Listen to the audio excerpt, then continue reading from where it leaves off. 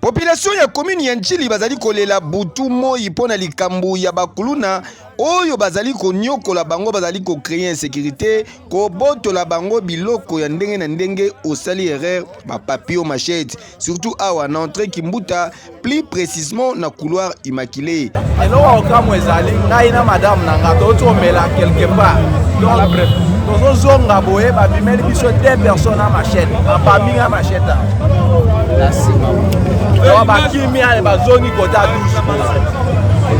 Merci, Tangu sango wana ekomaki na matoi na ye, les fils de la promesse, le major Rémi Kanza mal à l'aise akitaki sur place pe batie maboko na mwana mobali oyo bozali komona yoka communication. Combat couloir wa bengani. Immaculé, na couloir il y a ambassade de Colline. Ok, merci. Mais va seul la mission la police a carré bango à flagrant délit. Ba monde bazoboto la bakangi. C'est comme ça. Merci. Moko parmi les éléments de la police pe atalisaki boye.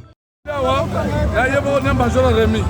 To landi bakuluna oyo machette yango na kwa Immaculé. Na kwa Immaculé.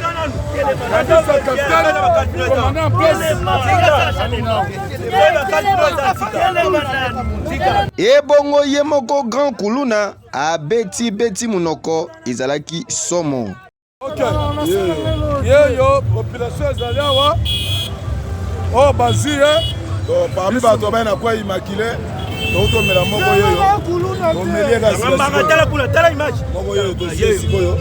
Tala modèle la.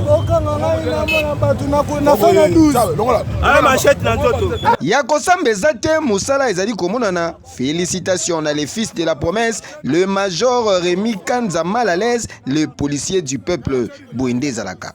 Yo. Sami, hein? Ok, merci. Joueur, hein?